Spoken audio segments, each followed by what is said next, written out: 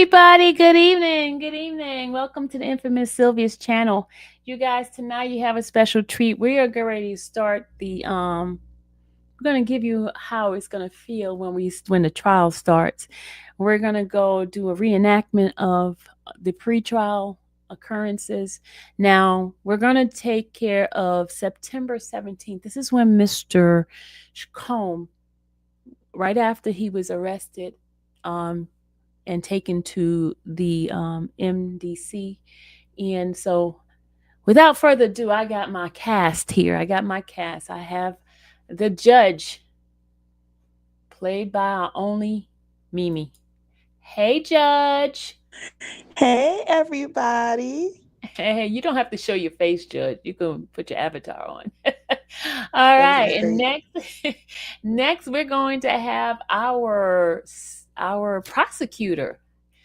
Hey, Tiara, the prosecutor, Miss Johnson. How are you? I'm good. Hello. And last but not least is our defense attorney, Mr. Aguilera, which is Tanya. Hey, Tanya. Hey. All right, everybody. Welcome to the cast for our tonight's presentation of Mr. Diddy's September 17th court date. All right, everybody has their position. I will be showing you guys the transcript, and we're gonna get started, y'all. We're gonna get started. Just bear with me a second, good people. All right, please, crew, no noise in the background. Is there still feedback when I talk? No, it's no feedback. We should have took care of this earlier instead of us talking through this. All right, y'all ready? Can you still hear feedback? Can you hear noise in my background? You good? Okay. All right. Y'all ready, guys? Yes, ma'am. Ready. Case is called.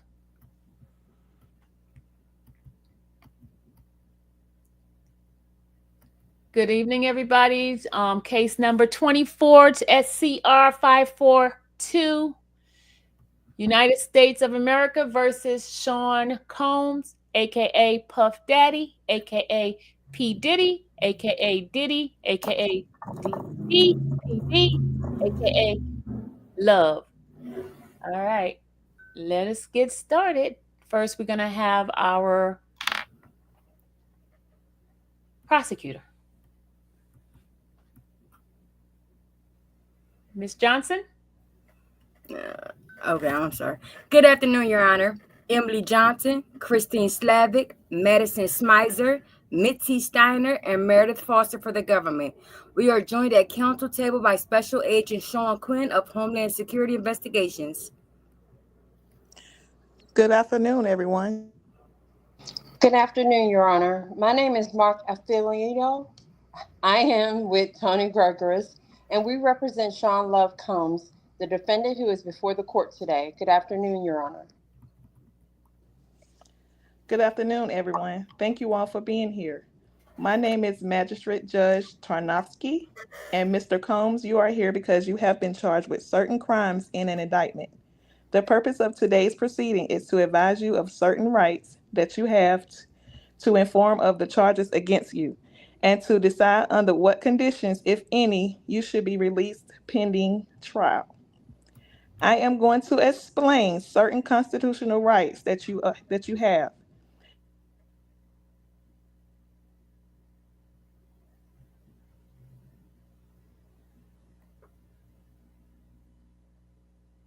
Are you okay?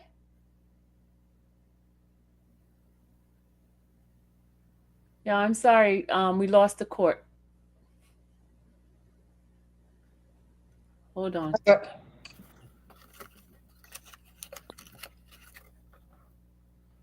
Court.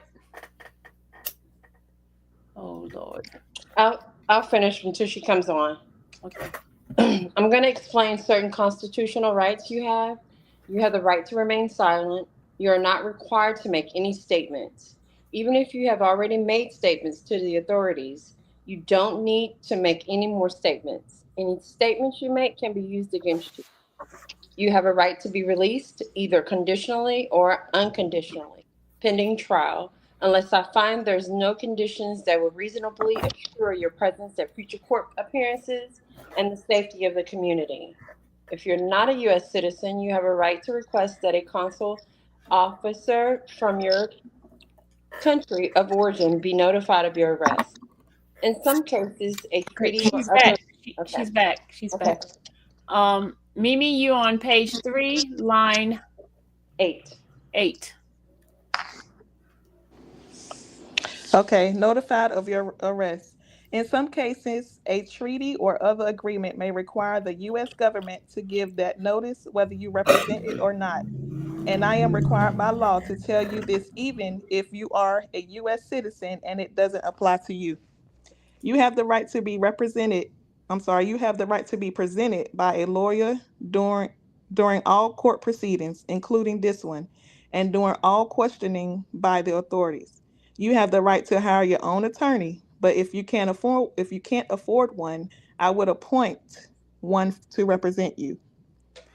I have in front of me an indictment containing the charges against you, and it has 3 counts. You are charged with racketeering conspiracy, conspiring to create a criminal enterprise whose members and associates engage in an attempt to engage in, among other crimes, sex trafficking, forced labor, kidnapping, arson, bribery, and obstruction to justice. In addition, you are charged with sex trafficking by force, fraud, or coercion. And the charge is that from at least in or about 2009 through in or about 2018, in this district and elsewhere of recruiting, enticing, harboring, transporting, and maintaining a person, victim one, and attempting, aiding, and abetting, and willfully causing victim one to engage in commercial sex acts, knowing and in reckless disregard of the fact that victim one was engaging in commercial sex acts as a result of force, fraud, and coercion. And count three, from at least 2009 through and including around 2024 in this district and elsewhere of knowingly transporting an individual in interstate and foreign commerce with the intent that the individual engage in prostitution and attempting, aiding, and abetting, and willfully causing the same that is transporting, aiding, and abetting, willfully causing the transportation of female victims and commercial sex workers in interstate and foreign commerce on multiple occasions with the intent that they engage in prostitution. Counsel, have you received a copy of the indictment? I have, Your Honor. Okay. Have you reviewed it with your client? I have, Your Honor. Okay. So do you waive the public reading of the charges? I do, Your Honor. Okay. And Mr. Combs, are you prepared to enter into a plea to the indictment at this time? Not guilty. Okay. A plea of not guilty will be entered, and the record should reflect that the defendant is now arraigned. For the government, in accordance with Federal Rule of Criminal Procedure 5F, I remind the prosecution of your obligation under Brady versus Maryland and its progeny to disclose to the defense of all information, whether you believe it or not, whether it's admissible or not, that's favorable to you, the defendant, material either to guilt or to punish and known to the prosecution. Possible consequences for noncompliance may include dismissal of individual charges or of the entire case, exclusion of the case, and professional discipline or court sanctions on the responsible attorney. I will be entering a written order that more fully describes the obligation and the possible consequences of failing to meet it, and I direct the prosecution to review and comply with that order. Does the prosecution confirm that it understands its obligations and will fulfill them?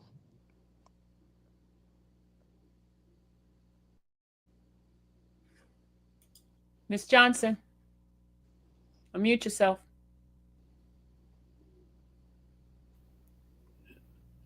I'm sorry. Yes, yes, Your Honor. The government confirms that it understands our obligation in this vein and will abide by them. Okay, has Judge Carter set a conference date? Yes, he has, Your Honor. It is next Tuesday, September 24th at 11 a.m. Excuse me, 10 a.m., Your Honor. At 10 a.m.? Okay. Is there a request to exclude time? Yes, Your Honor. The government will move to exclude time between today and the conference day of next Tuesday. Such an inclusion of time will be in the interest of justice because it will allow the parties to begin discussing initial discovery steps like entering a protective order and the like before we see the district court that day. Okay. And does the defendant consent? We do, Your Honor. Okay. So with the agreement of the parties, I will exclude time through and including September 24th, 2024. I find that the ends of justice served by taking this action outweigh the interests of the public and the defendant in a speedy trial. I take it there is no agreement regarding release pending trial. Is that correct? That's correct, Your Honor. Okay, then we will have a detention hearing. On what basis is the government seeking detention? The government is seeking detention on multiple bases. The indictment alleges a violation of 18 United States Code Section 1591, and that's a basis under 18 United States Code 3142 F1A. The indictment also charges a crime for which the maximum sentence is life imprisonment or death. That is 18 United States Code 3142 F1B. The government is also moving under 18 United States Code 3142 F2A, that is the serious risk of flight, and 18 United States Code 3142 F2B, which is a serious risk that the person will obstruct or attempt to obstruct justice or threaten, injure, or intimidate, or attempt to threaten, injure, or intimidate a prospective witness or juror. Okay, and is this a presumption case? It is, Your Honor. Okay, why is that? Detention is presumed under the Bail Reform Act because the defendant is charged with sex trafficking, which is an offense under Chapter 77 of Title 18, and the cipher that is 18 United States Code 3142 E3D. Okay, thank you, counsel. So I am required under the law to release you, either with or without conditions imposed, unless I determine that there are no conditions there would be reasonably assure your appearance in court as required, and the safety of the community. In this case, the government has asked that you be detained without bail, and they are entitled to make that request because the government contends that you present a serious risk of flight and obstruction of justice. And because of the nature of the charges against you, which includes sex trafficking and a crime for which the maximum sentence is life imprisonment or death. So we are having a bail hearing, and I have to determine whether there are any conditions, any combinations of conditions of release that will protect the safety of the community and reasonably assure your appearance at trial. In making this determination, I am required to consider several factors, including the nature and circumstances of the charge offense, including whether there are crimes of violence charged, crimes involving firearms, controlled substances, the weight of the evidence, and your history and characteristics, which include character, physical and mental condition, family ties, employment, financial resources, length of residence in the community, community ties, past conduct, history of substance abuse, criminal history, and record concerning appearances at prior court proceedings. I have also have to consider the nature of seriousness of any danger to any person in the community that will be posed by release. Because this is a presumption case, because you are accused of one of several specified crimes, there is a presumption that no condition of release will reasonably ensure the safety of the community. But and because if there is probable cause to believe that you have committed certain enumerated offenses, including sex offenses. There is a presumption that no condition of release will reasonably ensure your appearance and the safety of the community. But the presumption is rebuttable, sorry.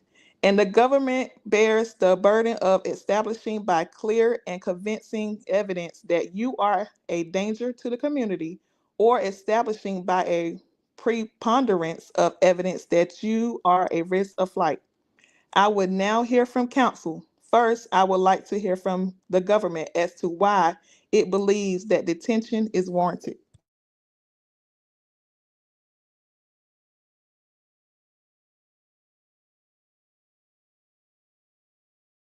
What happened to Miss Johnson?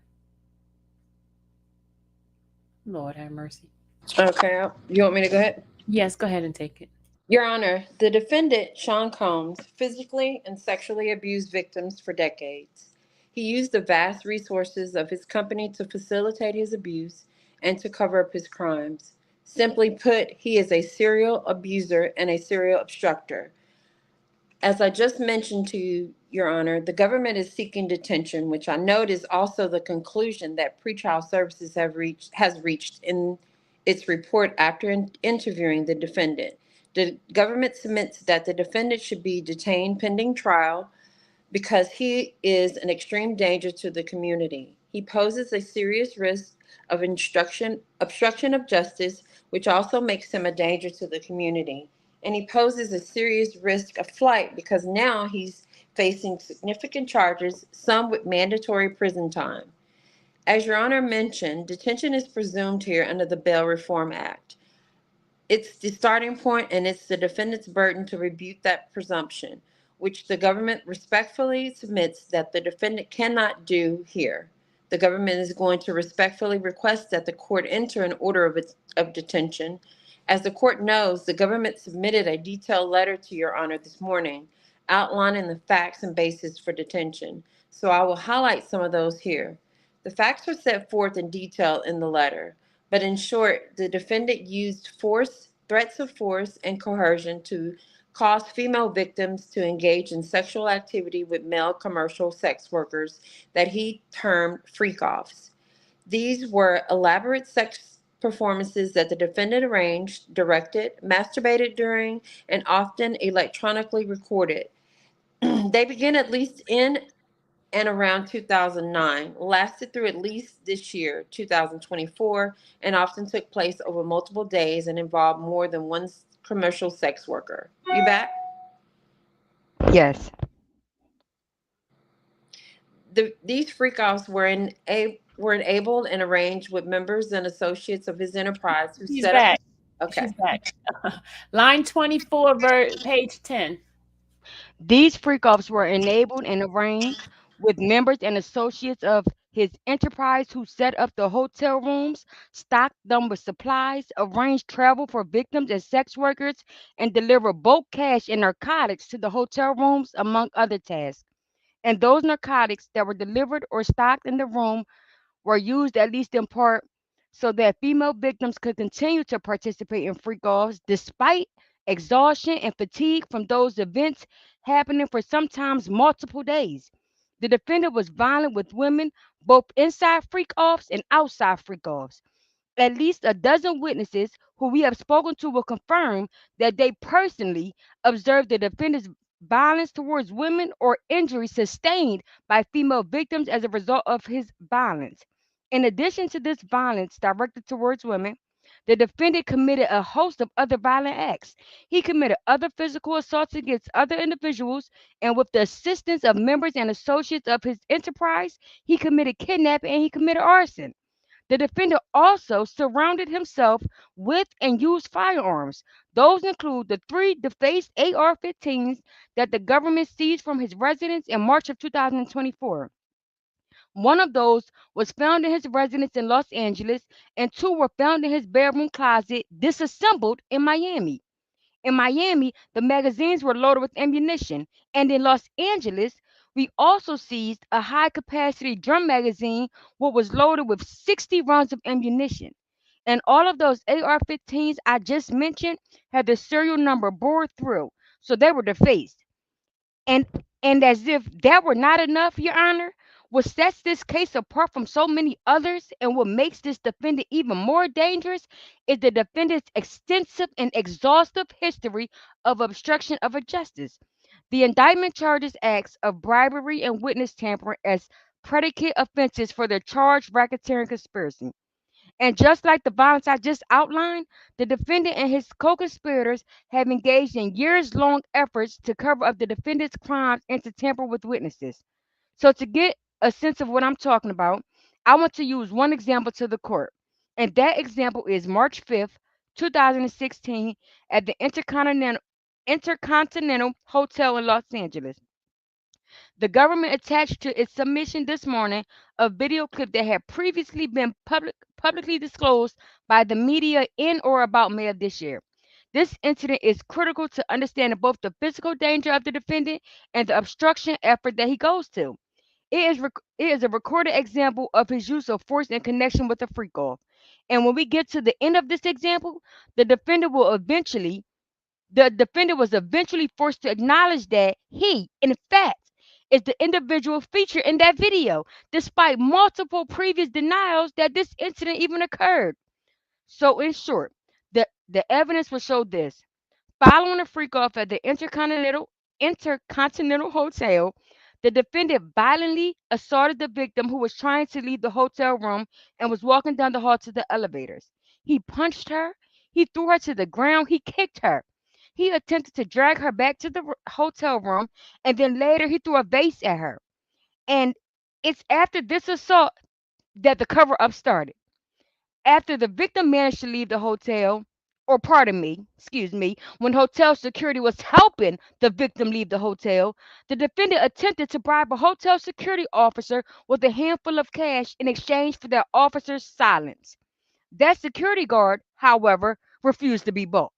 Next, the defendant directed his staff to contact the hotel security staff in an apparent effort to obtain the surveillance video that recorded every moment of that assault that I just described. And as Your Honor can see on Exhibit A to our letter from this morning, these same employees of the defendant were in contact with the victim at the same time to ensure that she would stay quiet and she wouldn't say anything. And with and within days of that March 5th, 2016 violent attack that was caught on video, the surveillance video disappeared from the hotel server. That's just not a coincidence. That is a result of the defendant's effort to obtain it through his staff members. And the cover up of that incident continued for nearly 8 years, 7 years. I apologize, Your Honor. A civil suit was filed in mid November 2023 that, among other allegations, detailed this assault at the Intercontinental.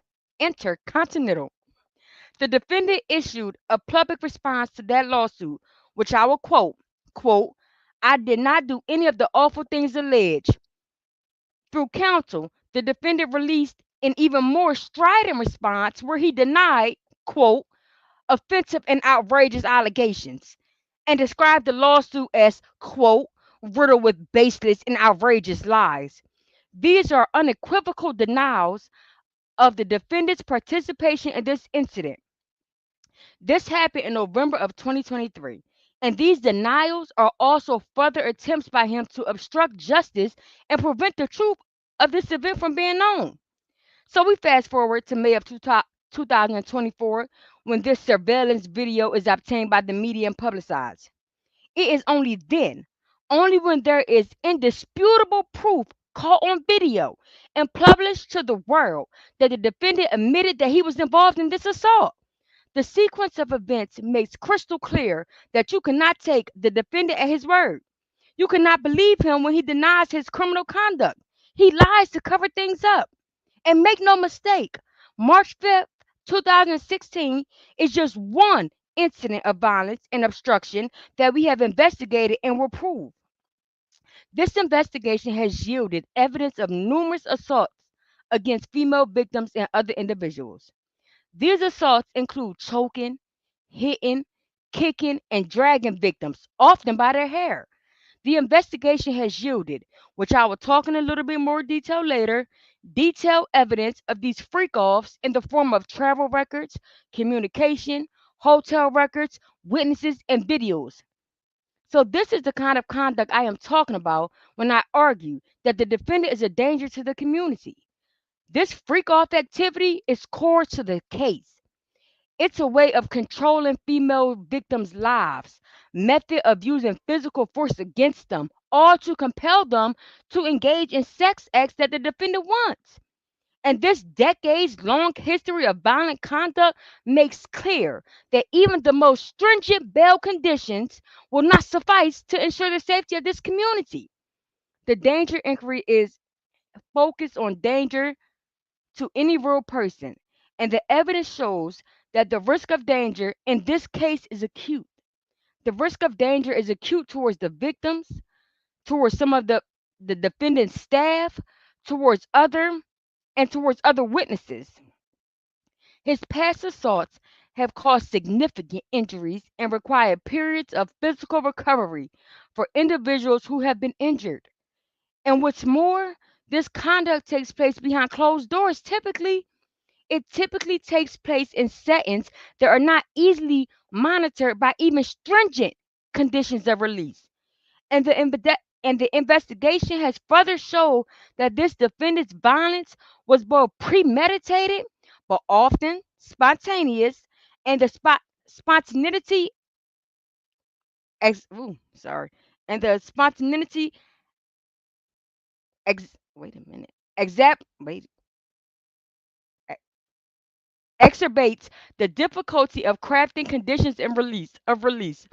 It's very difficult to ensure the safety of any person when the defendant has the propensity propensity to become violent at the slightest provocation.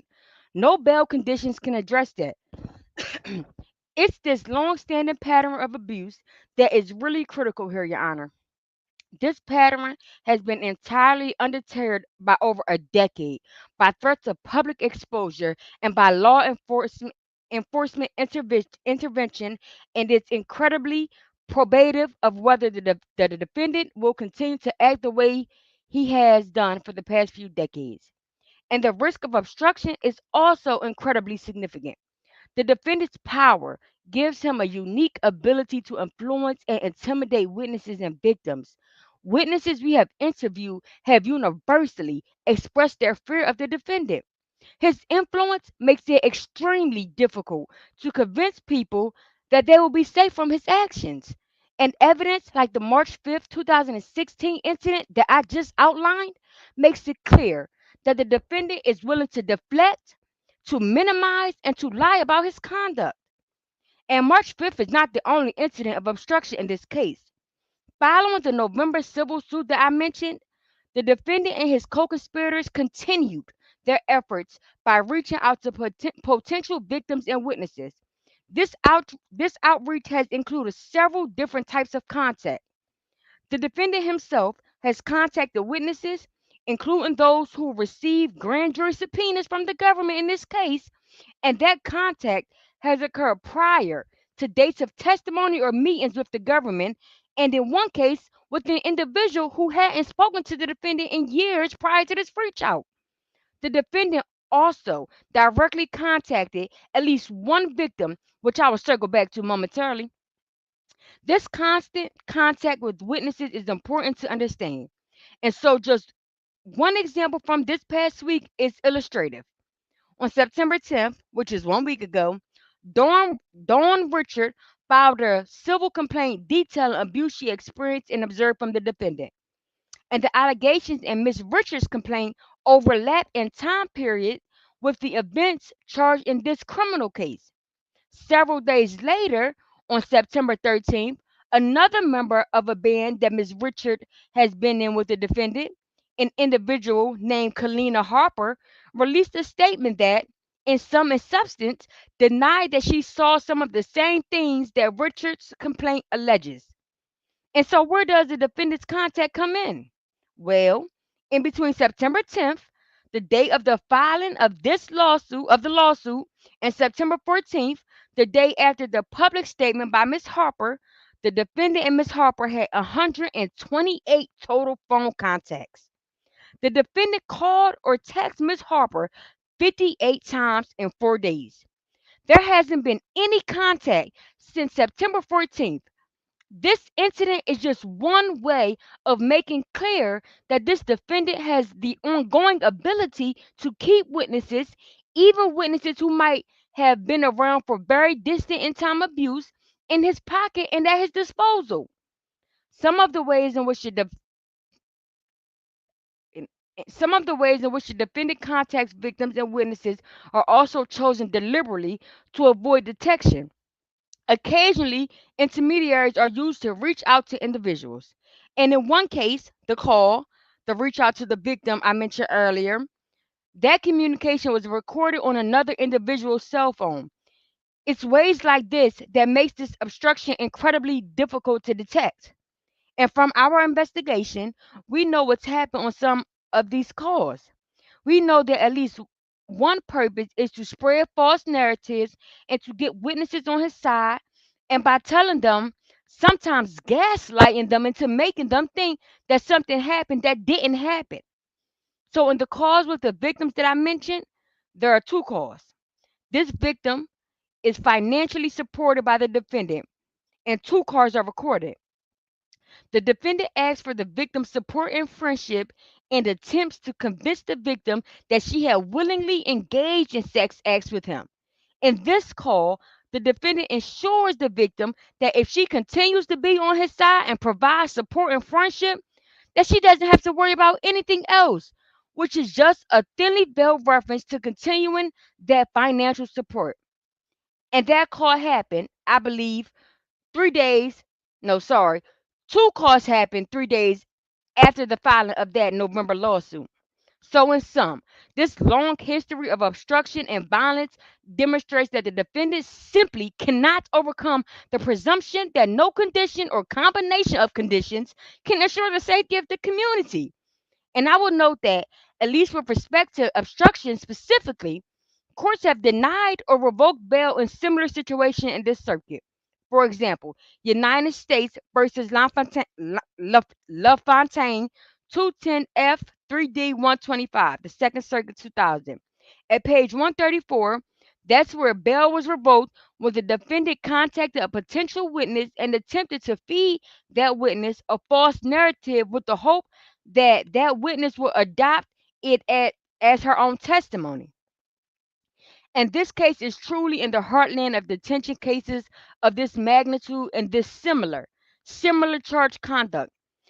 I will I will just briefly review some similar cases. R. Kelly in the Eastern District of New York was also charged with racketeering and sex trafficking. He was detained on all three grounds: danger, obstruction, and risk of flight. Like this case, there was a pattern of obstruction that had occurred, and like this case, the sexual abuse that was alleged was violent and repeated. Jeffrey Einstein from this district was charged with sex trafficking and detained on dangerousness, obstruction, and risk of flight grounds. In that case, the charged conduct was much less recent, and so was the obstruction. Yet, nevertheless, Jeffrey Epstein was detained on those grounds as well. Keith Bernier in the Eastern District as well, also charged with racketeering and trafficking, again detained on all three grounds. While the violence in that case was serious, it was not personally committed by Rainier, but the court still found that the defendant was a danger to the community. And finally, I will turn to risk of flight. The defendant's incentives to flee changed substantially when he was arrested last night. Those incentives are markedly different today than they were yesterday, and his risk of flight is much more significant and much more pronounced.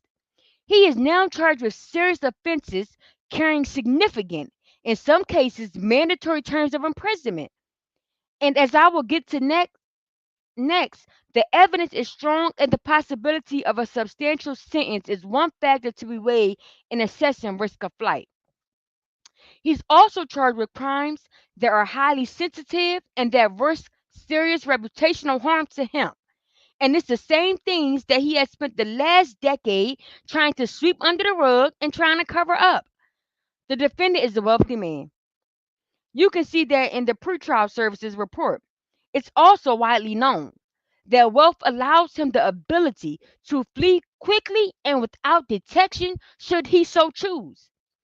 His counsel have taken steps during this investigation to minimize flight risk. They have taken his passport, attempted to sell his jet, and reported his locations and travel to the government. All of those things have been to set them up for the argument here today. To be able to say today that he is not a flight risk. Those things were done when his incentives were entirely different. And as expect you will hear from the defense counsel, the defendant did fly to New York 2 weeks ago at his counsel's advice and has been living in a hotel in the city for the past 2 weeks, waiting potentially for his arrest. So instead of fleeing from the district, he came to the district. But while he is sitting in a hotel waiting to be arrested on federal charges at a time when he should be on his very, and I mean very best behavior, he had what appears to be narcotics at his hotel room that was found after his arrest last night. The test results are not yet conclusive. So I don't want to suggest that we have conclusive test results. But they are bags of pink powder that are visually similar to bags of pink powder that we have seized before from the defendant that have tested positive for ecstasy and other drugs. So, just one quick note on the defendant's proposed bail package. My focus in the argument now is on detention because, as I mentioned, this really is a heartland detention case. I am happy if the court has questions to address my concerns in more detail, but from the government's perspective, the defendant's bail package is woefully inadequate. Its focus is on risk of flight alone, and there is not a proposed condition that addresses many of the concerns or danger and obstruction. And in fact, the government submits that there is no way to successfully curtail the type of obstruction that the defendant has been engaging in here. So finally, just a note on the strength of the government's evidence, which is another factor that the court may consider in its decision. The government has spoken to over 50 witnesses, many of whom personally witnessed the defendant's abuse or seen signs of it. The government has sworn out multiple search warrants for cloud accounts, for electronic devices, and for the defendant's person and premises. The government has received voluntary productions of electronic evidence from co conspirators, victims, and witnesses. Some of these searches have yielded an incredible amount of electronic evidence, over 90 cell phones, laptops, and cloud storage accounts, as well as 30 other electronic and storage devices such as hard drives, thumb drives, camera, and a surveillance system. We seized physical evidence from the defendant's residence, the guns, the ammunition, and the extended magazine I mentioned, and other evidence that corroborates the victim's account of the freak-offs. We also obtained a documentary evidence from over 300 grand jury subpoenas that have been issued and other voluntary productions. Altogether, this evidence, the electronic evidence, the documentary evidence, and the witness testimony, it is going to be used to prove exactly what we charge in our indictment. And for freak-off specifically, we have communications about setting up the room, communications with male escorts about getting to the rooms, about traveling to the rooms. We have the supplies that were used in the freak offs. We have hotel records, often showing extensive damages and frequently showing reservations made in the names of his employees. And we have videos sometimes of the acts themselves. This is the evidence we will use to prove this case, and it confirms that the defendant is a danger to our community and posed a serious risk to the integrity of these proceedings through his continued efforts at obstruction. Your Honor, for the reasons I have stated here and in our letter, the government respectfully submits that the defendant should be detained pending trial. Thank you, counsel. Mr. Agnifilio? Yes. May I use the podium, Your Honor? Of course. Thank you, Your Honor. Okay, I'm going to address the government's letter and some of the arguments they made in a second. But I want to go through first some things that I think are very important. And the first is this: something very significant in this case, and for the purposes of what we are all here today to decide, happened on September 5th of this year, about 12 days ago. And as my colleague with the United States alluded to, that's the day that Mr. Combs flew from where he was living in Miami to New York. We have told the government before he left Miami that let me back up for a second. It became apparent to us, because this isn't our first rodeo, that we were getting close to an indictment. We met with the prosecutors and their chiefs, and we left that meeting realizing that an indictment was probably coming down soon. We didn't know if it was a week away, 2 months away, but it was going to be in the fall. That's what it seemed to us. I spoke to my client. I said, my recommendation is that you come to New York. I think less than 20 hours later, he flew to New York. He landed in New York. I told my colleagues with the government. So just so you know, Mr. Combs is in New York, and I would like the opportunity for him to turn himself in. He has come to New York to turn himself in. That's why he's here. And if he doesn't turn himself in, just let me know. If you want to know where he is, he wasn't hiding. He was in a hotel, and I will tell you. And the case will start.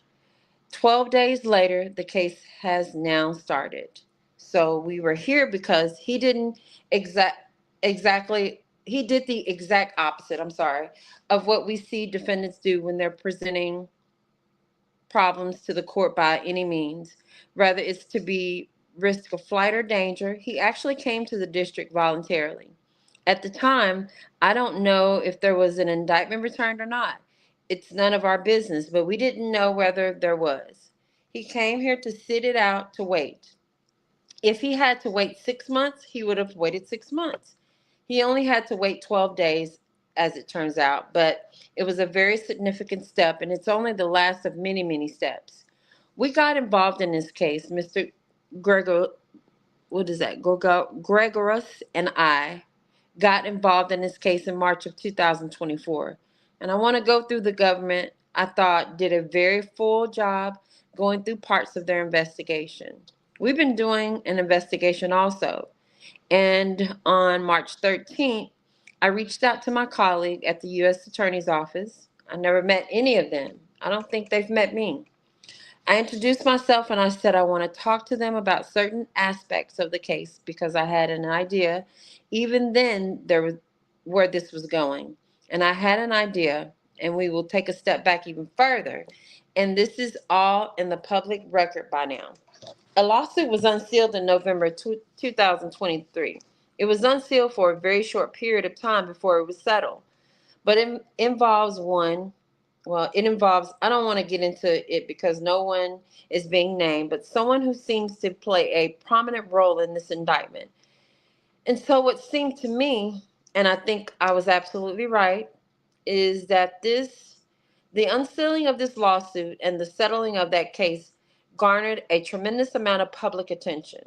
And I concluded that with my colleagues with the government, read the same newspapers I did, saw that there was talk of sex trafficking in this civil complaint, which was settled, and started an investigation.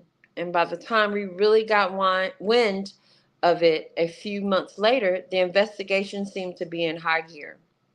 So I contacted my colleagues with the United States Attorney's Office before the searches. The searches were on March 25th of 2024, and the searches consisted of searches of his residence in Florida, the residence that he has in California, and Mr. Combs was flying with certain members of his family in his plane. They searched him. They got cell phones. They got a lot of phones from different houses. They got a lot of different items from different houses. And I will talk about some of that in a second. And that was the day that I first spoke to prosecutors in this case. And it was apparent to me because I got the search warrants on that day, and the search warrants had the identical charges. Most of the serious ones that we have in this indictment today. So when my colleague says that the world changed yesterday, the world really didn't change yesterday very much, because we knew on March 25th where all this was headed. Because what was apparent to us, based upon our conversations with the prosecutors on a review of the search warrant, is that was an investigation into racketeering conspiracy, into sex trafficking, and into violations the Mann Act, among other things.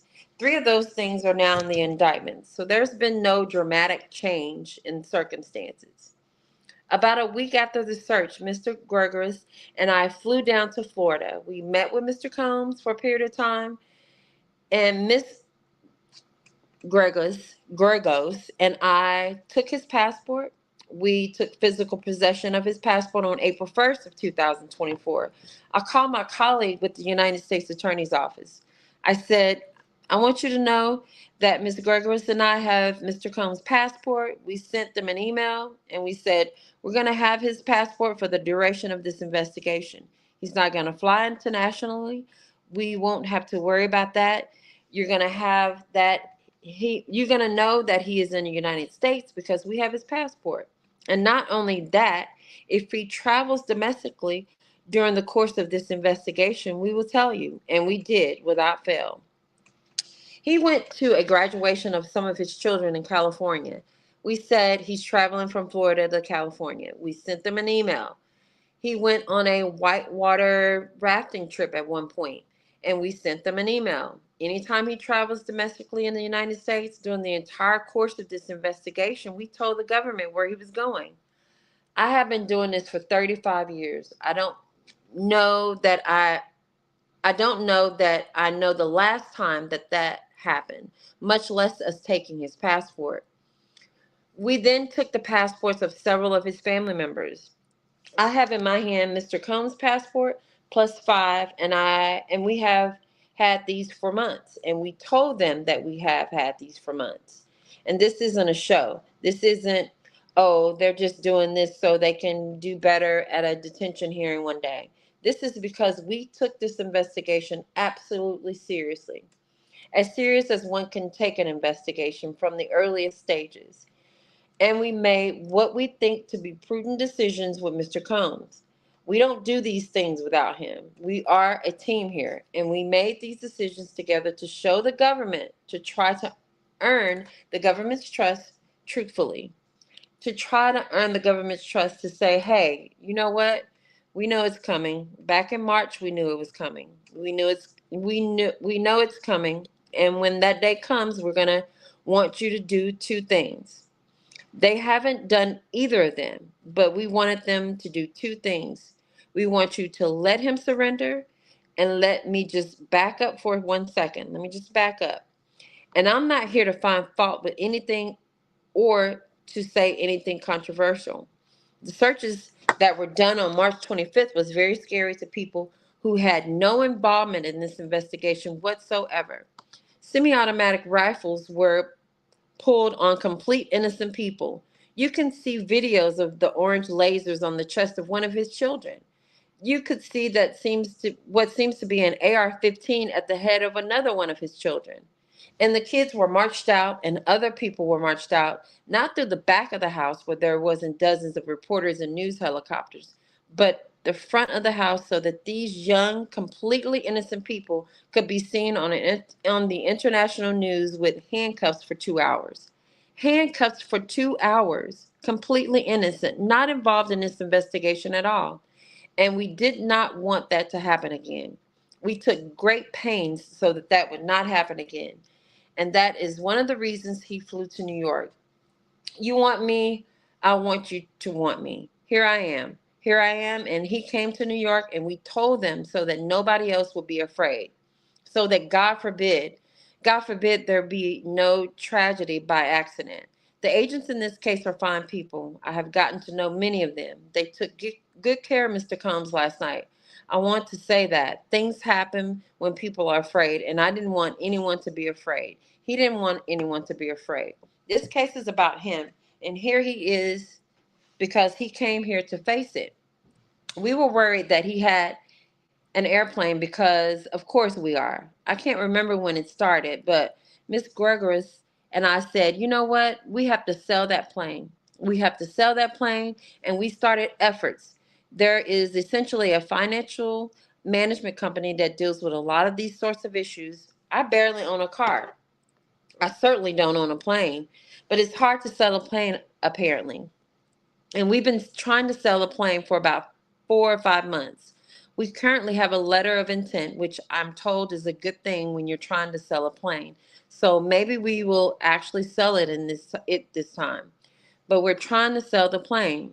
Why are we trying to sell the plane? Because it's not our first rodeo. We know it's better if he doesn't have access to a plane. So what's the deal with the plane at the moment? Luck would have it, it's being chartered. So I guess what happens with these planes is if you're not going to fly on the plane a lot yourself, a plane needs to be active or else it falls into disrepair. Some folks chartered it, and that's what's happening here. So some unrelated party is flying in the plane from Los Angeles to Turtabo Airport, I think landing in Peterborough, airport tonight. That's really a headache I need. The plane that I'm trying to keep on the West Coast is flying to Peterborough, but we have nothing to do with it. And the government, to their credit, hasn't made a big deal out of the plane because they see we're trying to sell the plane. But that's a significant act, I think, of goodwill and trustworthiness that we're trying to sell the plane. I wouldn't have I don't know if it's timidity is the right word. I would be foolish enough, I think, to come before Your Honor one day. I didn't know it would be Your Honor. I didn't know when that day would come with us having this airplane, with us not collecting all these passports, without Mr. Combs coming to New York and saying, "Hey, Judge, let him go." Well, why would I do that? What have you shown me? What trust? What trust have you earned in the eyes of the court? And the answer would be none. But we have, and trust is earned, and we have earned it. And my colleagues with the government, we couldn't win them over. We tried and we couldn't win them over. We couldn't agree on a very substantial a bail package. I'm sorry. We couldn't get them to turn himself in, and I get it. That's their right. But we have, Your Honor. So we have been trying to sell the plane. But coming back to New York situation just for a second. One of the things I noticed from the indictment is there is one victim in count two in the sex trafficking charge. There is one victim. One of the things that's happened, and I will take my third step back, when the complaint of the civil case was unsealed around Thanksgiving of last year, November of last year, there was a flurry of other civil cases, many, many of them. I think 12, maybe 15. We don't do the civil stuff, Ms. Gregoros and I, but there is another lawyer who does. We were getting a new civil case every week, sometimes two a week. And what it seemed to us, and I'm not disparaging anything, is people were jumping on a bandwagon of some sort. I think someone noticed, wow, Mr. Combs wrote the settlement is confidential. What is he saying? So I'm not going to say what it was, but it was large. Mr. Combs wrote a very large check to someone who he was in a relationship with for 10 years, who is the person in count two. And I will get to that in a second. 10-year relationship. If he is writing checks, I want my check. And everyone lined up to get their checks. And we were getting an endless supply of civil lawsuits. So I had no idea when this indictment came down. I had no idea. Are we going to have one victim or are we going to have 12 victims? I didn't know. I was ready for 12 victims. I was happy to see that there was only one. So it's not as though this indictment is somehow worse than we imagined. It's, if anything, better than we've imagined. Admittedly manageable from our perspective. I won't belabor that point. I noticed in the pretrial services report, I think they say that Mr. Combs should be detained because he has a criminal history. I don't know that that's right. He went to trial in New York State in court in 2001 and was fully acquitted. And one thing that I think is noteworthy, and I would be direct direct lit their oh, I'm sorry. And my duties, if I didn't bring it up, is that was quite a serious case, and he went to every court appearance. He went to every court appearance for the year or so that the case was pending, and he went to every court appearance. And then a jury of 12 New Yorkers, just like jury of 12 New Yorkers one day will hear this case, acquitted him. So he knows what that's like. He knows what that involves. And it looks like he's going to have to do that again. And he's ready to do it again. He came here to do it again. So I don't think he does have a criminal history in terms of felony convictions. I don't think he has any felony convictions. I think there may be a misdemeanor that goes back some period of time, but I think that's it. And one of the other things that's in the pretrial services report that I just want to mention briefly, and this is mostly a confidential matter, so I don't want to get too much into it. One of the things that Mr. Combs is doing in New York is getting treatment and therapy for things that most respectfully he needs treatment and therapy for. And I say that as his lawyer, and he is getting that. And I noticed that in the pretrial services report, they had that as a reason to detain him. I don't see the world that way at all. I think everyone has flaws. I think that some of what the government's presentation this afternoon relates to is that Mr. Combs is not a perfect person. There's been drug use, there's been toxic relationships that I think were mutual in their toxicity, as these things tend to be. And if he has seen fit at the ripe age of old age of 54 to really take things into his own hands and try to be better for the rest of his days, I think that is only a positive, only a good thing. I don't see anything negative in it. And I think if there's one thing that we have seen as a country and as a justice system is that if someone wants to stand up for themselves to try to get the help that they need, we stand with them. We stand with them. We don't say, wow, you're trying to get the help that you need. We think you should be in jail now because you're trying to get the help you need. So I appreciate the efforts of the pretrial services and their observations and the hard work that they did and always do. But I very much disagree with the aspect of the report. I want to talk a bit about the government sentencing letter. I think many of the things that my colleague talked about in the terms of obstructing justice is not actually obstructing justice. And let me name a few. My colleague talks about March of 2016. And this is an unfortunate, fairly well known event because somehow we will never know how exactly this hotel footage found its way to CNN and it found its way to the rest of the world. I wonder how that happened. We didn't have it, the government had it. It got it to CNN on a day that Donald Trump wasn't having any proceedings, on a day that was sort of slow news day, one of the news days. The news picked it up because CNN got this videotape, and we all saw it, and I saw it. Mr. Combs saw it. Mr. Combs issued an apology. Is that a wise thing? Was that not a wise thing? I don't know. He wanted to do it. It meant something to him, and he apologized. And that's what he did. Now, one thing that's important about the video, and since the government talked about some of the evidence, we have to talk about some of the evidence. What I think the evidence is going to show about the events leading up to this video being made is that two people are in a hotel room, Mr. Combs and victim number one from count number two. Having looked through more text messages and emails than I care to, and I think the government would agree, one of the major issues is that the couple's relationship at that point and at many other points is that Mr. Combs had more than one girlfriend, okay? The victim number one was looking through Mr. Combs' telephone when Mr. Combs was asleep, found evidence that Mr. Combs had more than one girlfriend. She was not the only one. She hit him in the head while he was sleeping with his own cell phone and then took his clothes. She had two bags as she runs into the hallway, and one of those bags was Mr. Combs' clothing. All of it.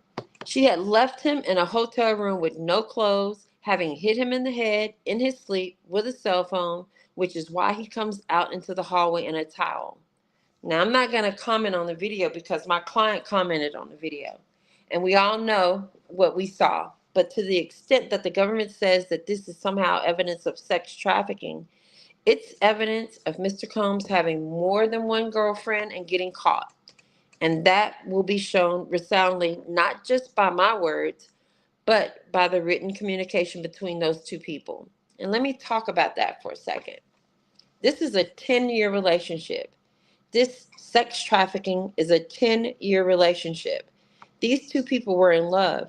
They will be made abundantly clear by the way they speak to each other, by the way other witnesses describe their time together, and by the circumstances of how they broke up. They were in love, but Mr. Combs wasn't always faithful. There was someone else, one person, maybe more than one person. This was a source of great hurt to victim number one. At the end of the day, there was a mutual philandering, and victim number one ended up marrying the trainer that Mr. Combs got for her and had 2 children. That signaled the end of the relationship. They had been cheating on each other for years, but now she had 2 kids with the trainer, and that was the bridge too far that led to their relationship coming apart. Years and years and years later, when I submit victim number one realized she had a pretty good thing for 10 years with Mr. Combs. They were in love. It was exciting. She was a recording artist. He had a recording studio. Things I don't want to comment on her present life. I have no idea what it's like. Maybe things with the trainer weren't quite the same as they were with Mr. Combs. And she does something that is very significant. If we're going to talk about the evidence in this case, she had her lawyer call Mr. Combs' lawyer, and in a recorded conversation for 8 minutes and 12 seconds, where her lawyer says, "My client has written a book. It's about your relationship. She is not talking about sex trafficking. She's not talking about sex crimes. My client has written a book, and she's going to publish it. But if you want to buy the rights, then you will have the exclusive rights, and she won't be able to publish it. And you know what? You can buy the rights for $30 million." A recorded conversation, Your Honor. The government has it. We have it. That conversation, I guess, didn't go so well for her and the lawyer. So the next thing we know, it's now November of 2023, and she has a different lawyer. This lawyer is not so interested in intellectual property for $30 million. This lawyer is saying, "I'm going to bring a civil sex case because the statute of limitation allows me to do so. Because there's been a change in the statute of limitation that allows me to do that. And that's what I'm going to do. So I'm not really here to embarrass you anymore to the tune of $30 million. I'm going to bring this civil sex crimes against you." It's negotiated. Ms. Gregos and I are not involved in that case yet because there's no criminal component to it. And that's significant to what I'm about to get into in a second. The case settles for an undisclosed and large amount of money, and then we have the torrent of civil claims.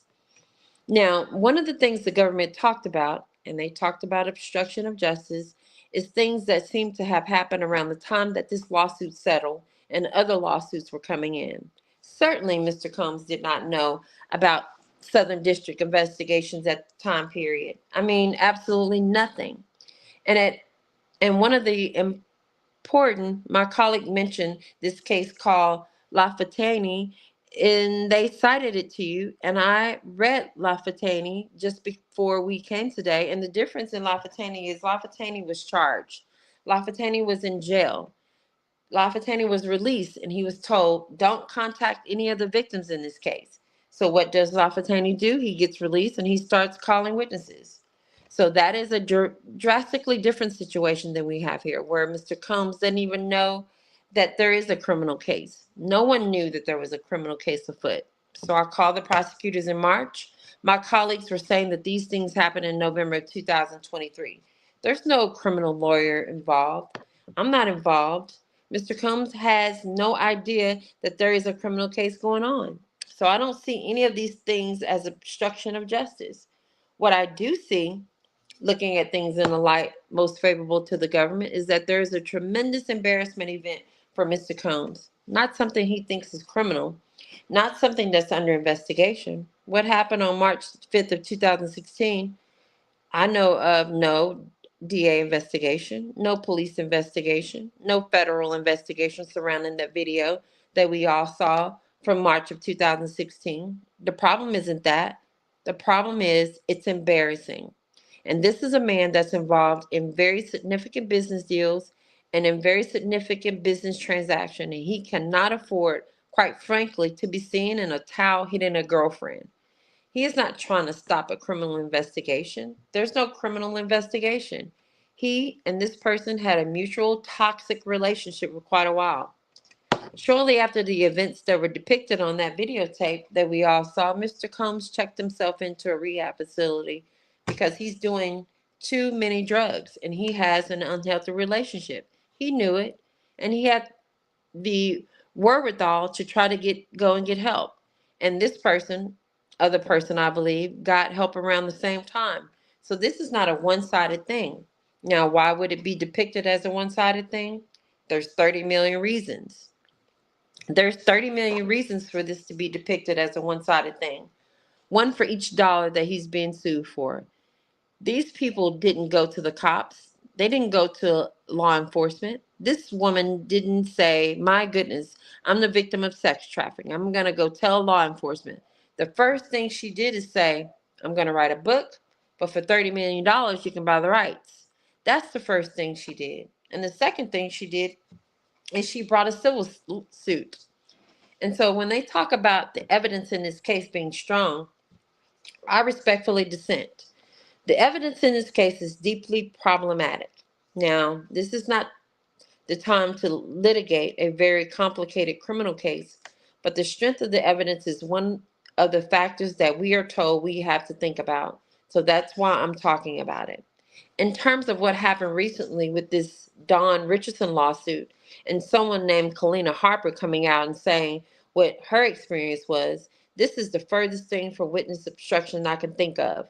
A person brings a civil lawsuit, another person from the same band that the person who brought the civil lawsuit was in, and the civil lawsuit is all about Combs was hard on us. He drove us.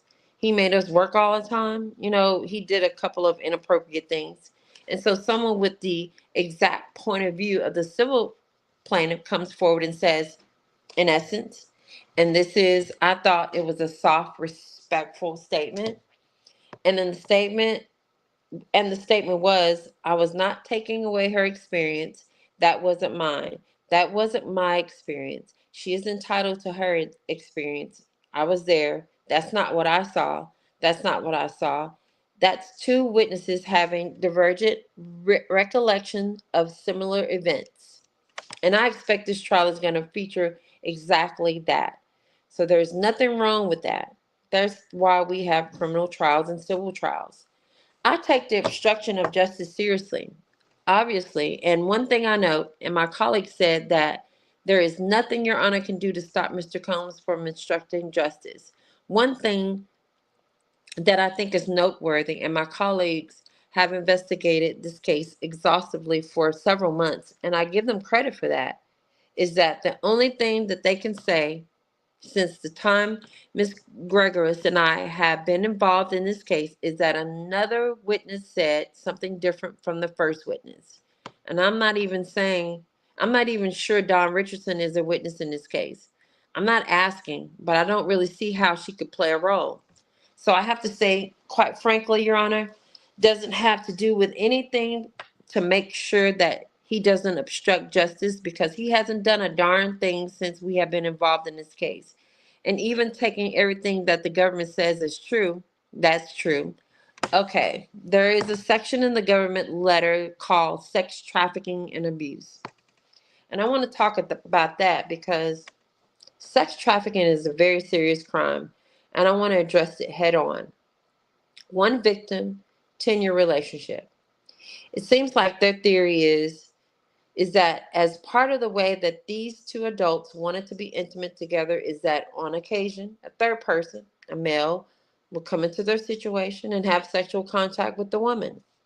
And from what I heard the government say, and Mr. Combs would not have sexual contact with the male, but this male would come and have sex with the woman. All right. So Miss Gregos and I have interviewed a half dozen of these males. We have been as busy as the government has over the last 6 months.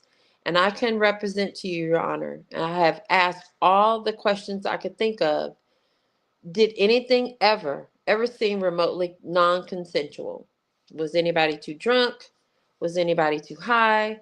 Did anyone express any hesitation? Was there the slightest inkling that possibly the woman wasn't consenting? No, no, no. I think my colleagues spoke to some of the same people, and I expect that they heard the same thing. One thing that I didn't see the government's very carefully written detention letter, they never said anybody didn't consent. They don't say it. They suggest a lot of things. They suggest that because Mr. Combs is rich, because Mr. Combs took care of his girlfriend financially. They never lived together, and that's important for a reason that I will talk about in a second. But because Mr. Combs provided this woman, because they were in love, he was in love with her, she was in love with him, that somehow this exerted some sort of control that overwhelmed her free will. And they certainly suggested that. But they are very good writers, and if someone didn't consent, they would have written that in the sentence. And they didn't. And it's because I think they are speaking to the same people we are, and no one is talking about lack of consent. It is maybe unusual. I shouldn't say that. That's a judgment word. Does anybody have experience with being intimate this way? No. Is it sex trafficking? No. Not if everybody wants to be there. If everybody wants to be there, the federal government, we're not all better off if the federal government comes into our bedrooms. They don't do great there. And that's what's happening here. They are coming into this man's bedroom. They are making not just judgments, they're charging him with statutes that, as they said, could put him in jail for life. I don't think these things are going to pan out. I just don't think they're going to pan out. They talk about other violence in their bail letter, and they talk about kidnapping from 2011. And I know exactly what they're talking about because we've interviewed. I know who the person was who was allegedly kidnapped. Miss Gregors and I interviewed her in Los Angeles. We took a statement from her. She certainly didn't use the word kidnapping with us. I won't go into what she said, but let's suffice it to say there is another side to that story, and one day that other side may be told. Okay, firearms. Mr. Combs employs a professional security company that provides his security. He is at a point in his life where he has the ability and has the ability to employ a security company to keep him and anybody who might be in his home safe. Now, why would he do that? I don't think you have to necessarily be Sean Combs to need personal safety anymore. I mean, what we see is that, people have homes, especially, in Los Angeles and all the areas of Los Angeles, including where Mr. Combs keeps his house. And in Miami, responsible personal security is important. And that's what we're talking about. That's what we're talking about. These aren't his guns, He has nothing to do with how guns are kept in his house. And my suggestion to the court is that if the government really thought that these were his guns, they would have charged him with them. And they didn't. He's not charged with firearms. There's a part in the methods and means sections of the racketeering count where they say that there were firearms in the house. We know there are firearms in the house. We know there are firearms in the house because he has a professional security company that keeps firearms in the house. How they do it, whether they do it right, whether they did it wrong, whether they have an AR-15 with no serial numbers, that's not for us to say. Not his guns. And if it was his gun and they can prove it was his guns, I think they would have charged him with a defaced AR-15. And they didn't because it's not his gun, because he has a professional security company that does all of this work. A couple of other observations. My colleague mentioned the R. Kelly case. R. Kelly involved children flat out, different, night and day. And the reason it's night and day is because children, thank goodness, cannot consent. There's no issue. There's no issue of consent when you're talking about a kid. A kid is a kid, and kids can't consent. End of story. Epstein, children. Keith Bernier, children. Very, very, very different. Very different. Children to adult, very different. Children to tenured adult relationships, not even in the same ballpark. So where are we? We are is where we are is we have a substantial bail package. Some members of Mr. Combs families are here. If you can just, there you go. They have come here on a short notice. They are here. They love him. They support him. I wouldn't go through it because it's in our bail letter, Your Honor. We're talking about a $50 million bond secured by $50 million, 48 million piece of property. One thing I think is very significant is knowing that this day would come on August 20th, just less than a month ago. We saw that there was, I think, 18 million of mortgage left on the house in Florida. It's called Two Star. It was a terrible business decision for Mr. Combs and his people. We paid off the mortgage. Why? Because we knew this day was coming. And I wanted him to say one day, I want to be able to tell the judge in Southern District of New York that we have a $50 million bond secured by a $48 million house with no mortgage. So we paid off the mortgage because that is what it means to build trust. And we've done these things to build trust in a real and substantial sense. There's nothing about this as a show. No one makes bad financial decisions just for a show. It was important. And I told him this is an important thing to do. You want to show the court that you're taking it serious? If we weren't taking this investigation serious back on August 20th, we wouldn't have done it. And we did it. We did do it. We didn't take this investigation serious on April 1st. We wouldn't have taken his passport. We took his passport. We've been taking this investigation seriously each and every day since I've been involved in this case in March. And yet, he flew here, and yet he came here, and so we can trust him, and we can trust him because he earned his trust through his actions. This isn't just words of his lawyer. This is him undertaking action to show, Your Honor, that he's trustworthy, that he is a man of his word. He's not going to obstruct justice. He's not going to run away. One day I expect we're going to have a trial, and my colleagues from Southern District of New York, I know them well. They know me well. We will have a fair trial, and this will be adjudicated in the only way it's possible, in a courtroom with evidence. And I expect we have substantial defenses to these charges, to every single one of them. Every single one of them.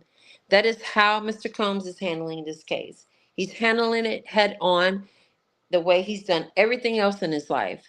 He's become a controversial figure. He became sort of a punching bag for civil suits, but he has also built these tremendous businesses from scratch, doing things that's difficult for anyone to do. I mean, Mr. Combs has overcome tremendous odds. His father was killed when he was 2 years old. He grew up in Harlem, and through hard work, he has earned everything that he's gotten. He's earned it. And one of the things that I submit wholeheartedly to Your Honor is that one of the things he's earned, and maybe the most important thing that he's earned in his life, is and that's a lot, is he has earned this court's trust. He has earned this court's trust through his action, the way he has always earned everything. There's no differences. And so I'm asking Your Honor to release him on the very, very stringent and very demanding bail proposal that we have on our letter on page 2 and page 3. And I'm here for Your Honor's question, but I have nothing else to say at this point. Okay, thank you, counsel. Miss Johnson, do you have any rebuttal? Your Honor, I'll be brief. Just four brief points. Defense counsel has spoken extensively just now about his view of the evidence, his thoughts on the defendant's relationship, and his critique of law enforcement's operations in this investigation.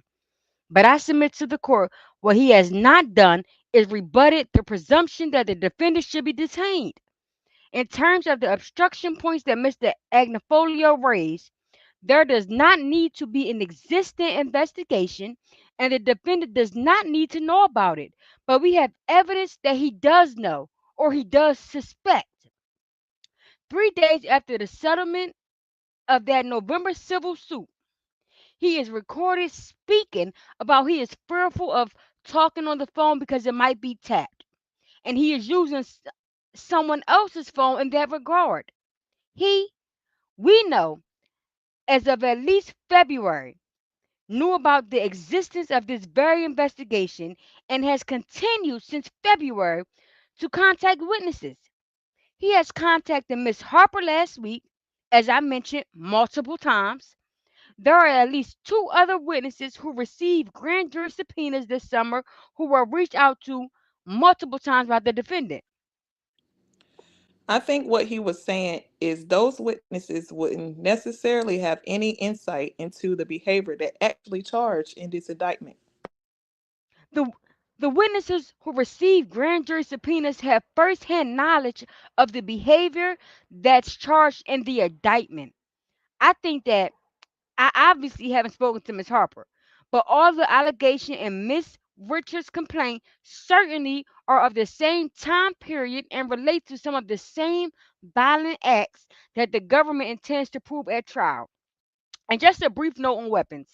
I don't dispute that Mr. Combs has used armed security, but it is incredulous that armed security in a professional security company will use the face AR-15s and store them in the pieces store them in pieces in the defendant's personal closet. That's absurd, Your Honor. And finally, defense counsel spent a lot of time talking about the individual identified as victim one in this case, and spent some time alleging that the government is not proceeding on the theory that there was no consent. And I want to clarify the record that to the extent it was not clear, based on the fact that count two is charged as sex trafficking by force, fraud, and coercion, we are most certainly proceeding on the theory of lack of consent. We are proceeding on the theory that victim one was forced and that she was coerced to participate in these sex acts. And the relevant question here today is not that consent question. The relevant question here today is the defendant's danger. And is he dangerous to the community? Would he not? He wouldn't be a danger, would he? If he only engaged in these kinds of behaviors with consenting adult partners. Well, we do have the video which shows him assaulting a partner on video. That video speaks for itself. And abuse and long-term relationships are not mutually exclusive. And a single instance, even when where a defendant has no criminal history, a history of domestic violence has been found sufficient to detain a defendant. And that's the Mercedes case, which is cited in our letter.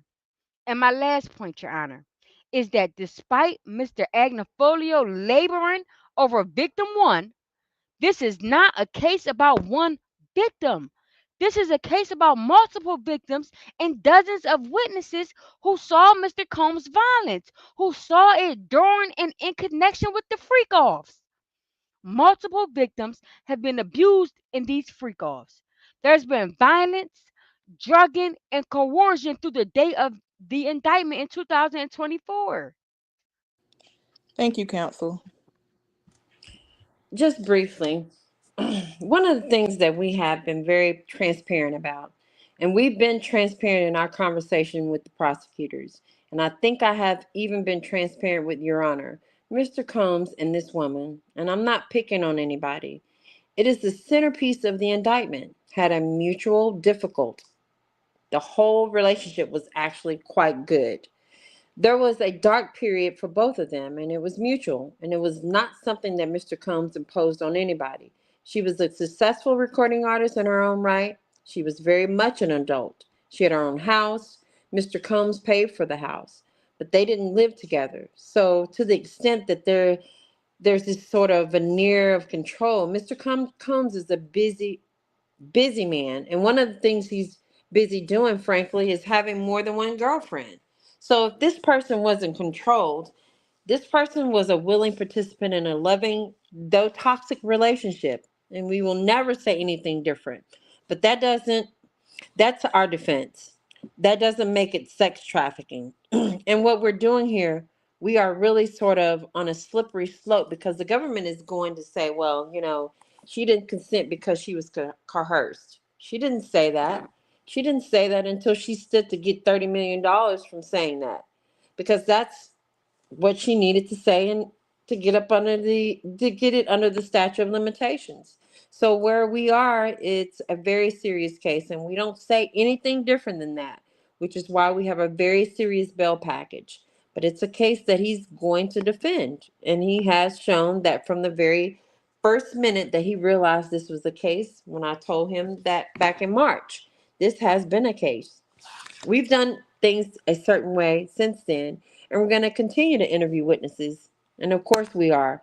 We take pains to stay out of the government's way. We don't know who the grand jury witnesses are. And honestly, I wouldn't get into the details.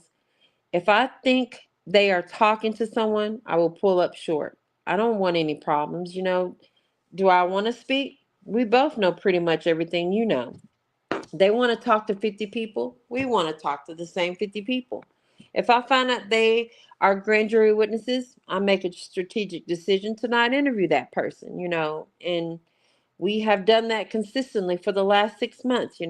So we're trying. We really are. We're trying to walk the fine line of doing a responsible defense investigation in a very serious case and not running afoul of my colleagues with the United States Attorney's Office. And I think we've done it for the most part, and we will continue to do it.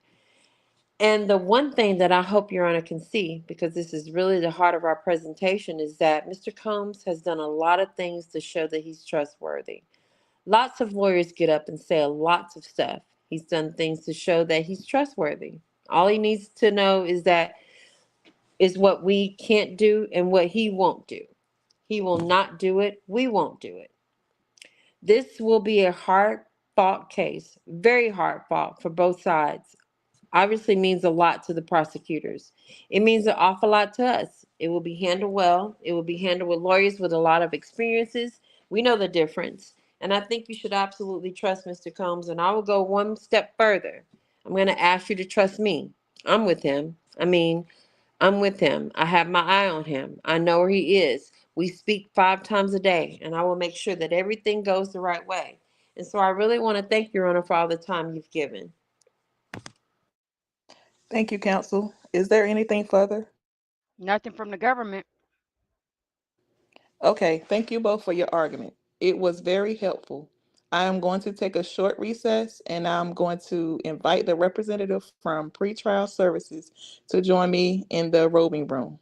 Recess. I want to thank counsel again for their helpful argument. In this case, I find that the presumption has not been rebutted and there are no conditions I can impose that would reasonably assure the appearance in court and the safety of the community. I make this decision based on all the information presented to me, which includes the arguments and the information provided by counsel, which includes the letters submitted in the pretrial services report. You are charged with a crime of sex trafficking, so there is a rebuttal presumption in favor of detention. And my concern is that this is a crime that happens behind closed doors, even where pretrial services is monitoring. The alleged victims are people with whom there is a power imbalance, who are susceptible to coercion, not necessarily threats, but concern about losing benefits that they have been provided in the past. There are also indications in your history and characteristics that I think are a reason why the presumption in favor of detention has not been rebutted. Prior substance abuse and the fact that the alleged violence seems to occur hand in hand with times when you are not necessarily in control of your actions because of that substance abuse. Your lawyers asked me to trust you and to trust him. I think you can trust yourself. And I don't believe that counsel has the ability to control you. Given the very significant concerns I have, particularly because of the substance abuse and what seems like anger issues. I think the weight of the evidence is significant. Given that the government has proffered that there are multiple witnesses who are saying that they have witnessed significant serious violence, and the danger, I think, is quite serious. There have been weapons around. There have been significant violence, and I also think it's significant that there has, I think, been a proffer of significant evidence of coercion of witnesses. Maybe not brutal coercion, but gentle coercion can just be as effective. I have considered alternatives, such as monitoring home detention, a significant bond as your counsel proposed, think just and I just don't think it's sufficient because so much of what will happen, the types of behavior we are talking about happens behind closed doors. I appreciate the willingness of your family and friends to support Mr. Combs, including by a willingness to co-sign a bond. I thank you for coming to court today for offering to be part of the process. But in this case, due to Mr. Combs' own characteristics and own history, I find even a co-signed bond, I can't reasonably assure his return to court or the safety of community or a lack of witness tampering. A preliminary hearing isn't necessary, and I know there is a first conference. I believe that covers it. Is there anything else for the government? Your Honor, just one thing.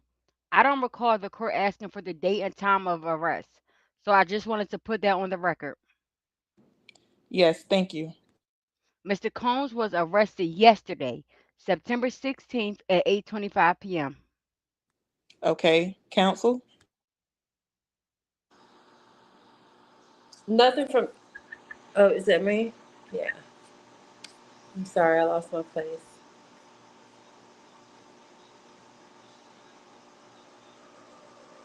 Oh, nothing from us. Thank you. Sorry. Okay, thank you very much. I will put out the bail disposition sheet and we are adjourned.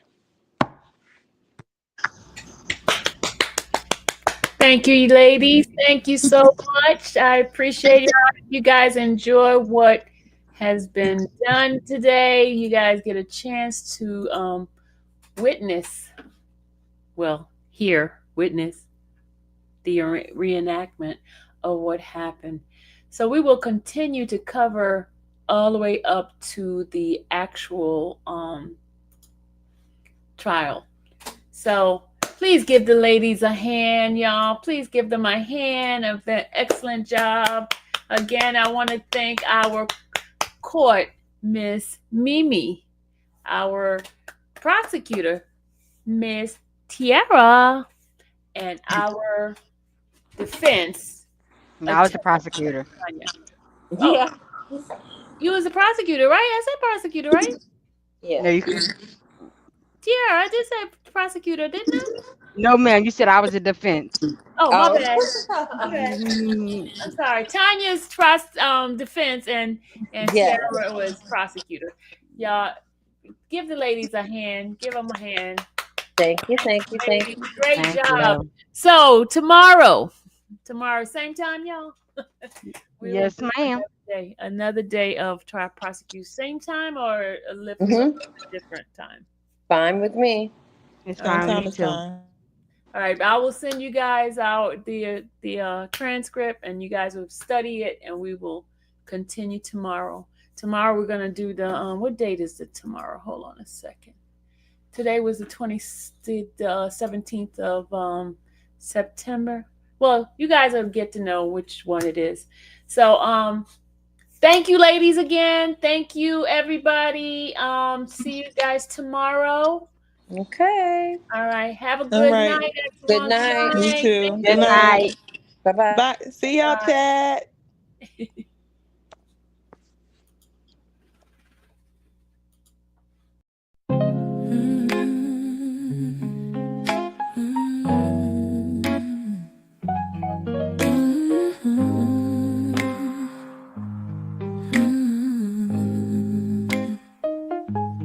Thank you for watching the infamous Sylvia channel, where laughter and fun make up our panel.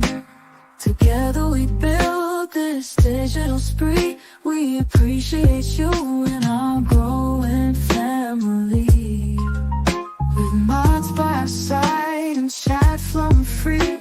this online space. It's just you and me, we laugh until tears roll down like the rain. In this virtual world, you ease all my pains. We're family, not just a show. Every click and comment makes us grow. Minds in chat, keeping the vibe so right. Together we shine like stars in the night.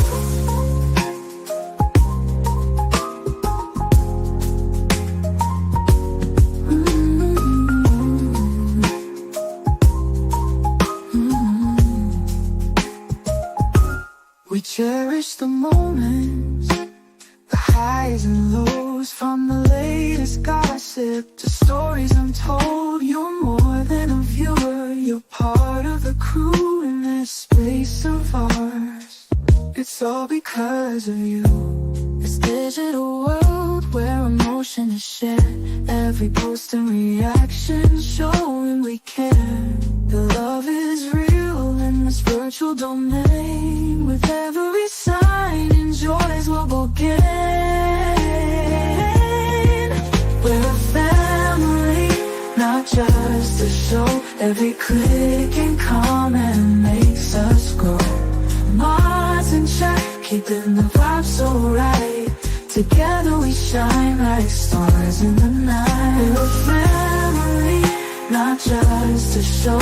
Every click and comment makes us grow. Minds in check, keeping the vibe so right. Together we shine like stars in the night.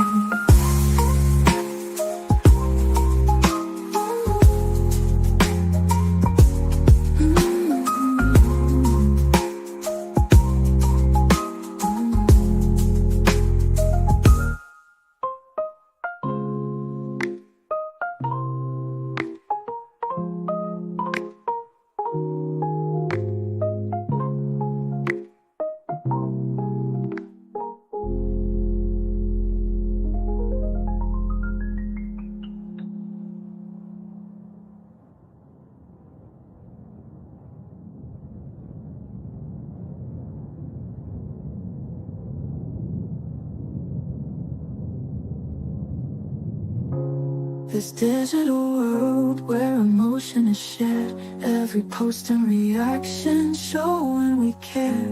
The love is real in this virtual domain. With every sign, enjoys what we'll gain. We're a family, not just a show. Every click and comment makes us grow. Minds in check, keeping the vibe so right. Together we shine like stars in the